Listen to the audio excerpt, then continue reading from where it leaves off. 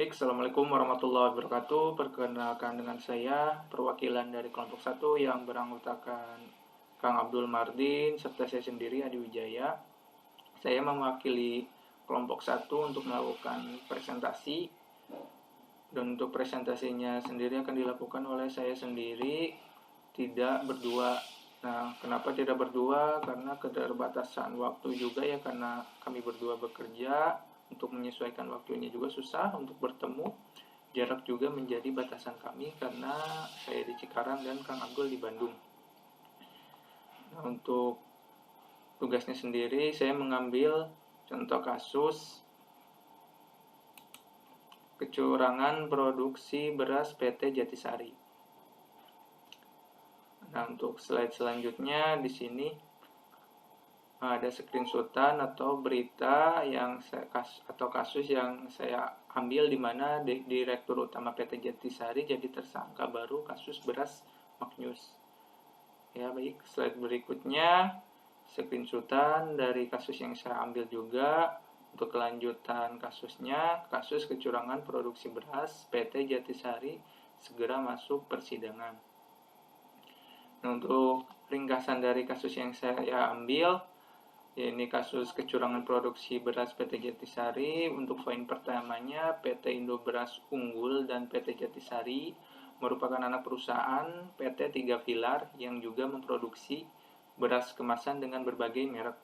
Nah, untuk kedua perusahaan tersebut diduga melakukan perbuatan curang kepada konsumen ataupun kepada distributornya dengan cara memproduksi beras yang tidak sesuai dengan apa yang disepakati dalam kontrak atau yang disepakati bersama dengan pedagang retail.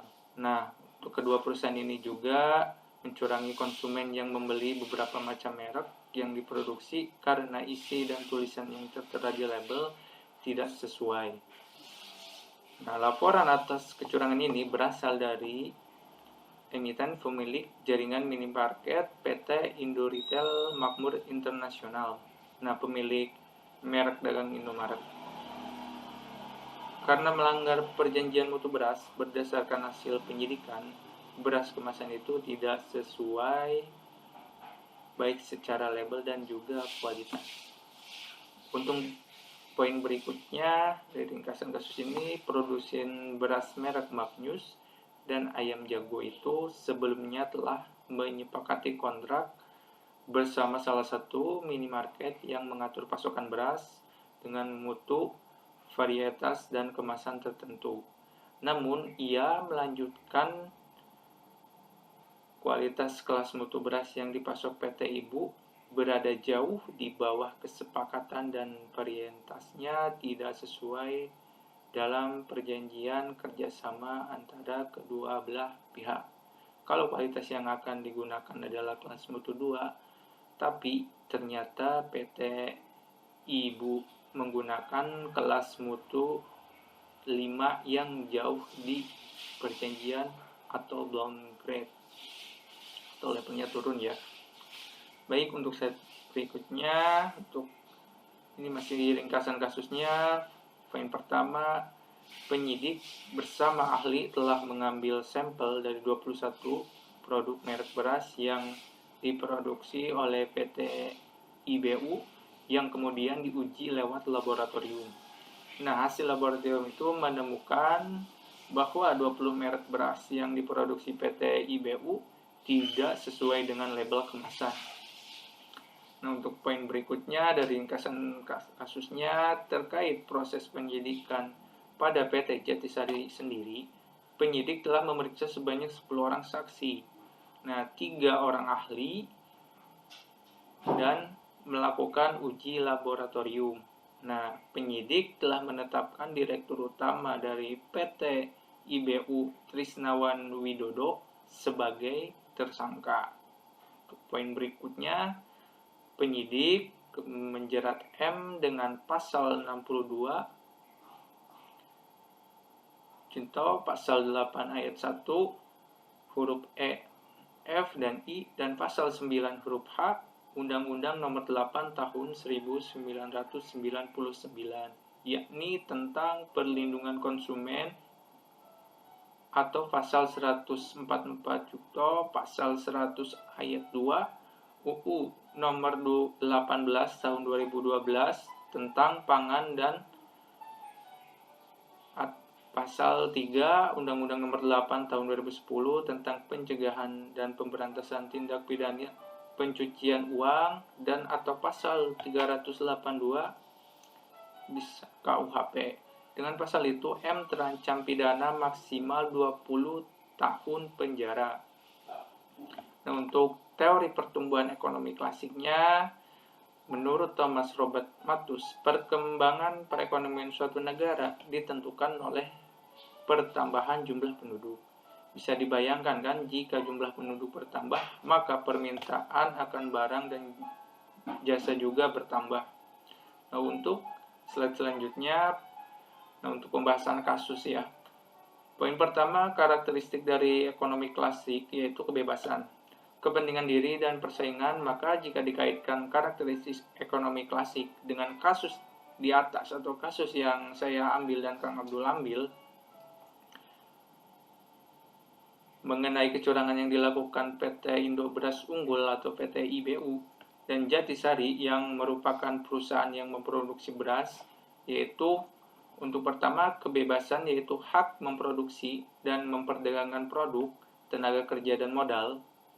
Dan kebebasan yang dilakukan oleh kedua PT dalam kasus tersebut, sebagai produsen beras seharusnya memproduksi beras sesuai dengan kontrak kerja yang telah disepakati sehingga tidak menimbulkan kerugian terhadap konsumen. Tetapi yang dilakukan oleh PT Indo Beras Unggul dan Jatisari memproduksi beras dengan kualitas yang tidak sesuai dengan kontrak sehingga merugikan pihak lain. Untuk poin berikutnya, kepentingan diri atau self-interest, yaitu hak seseorang untuk melakukan usaha sendiri dan membantu kepentingan diri orang lain.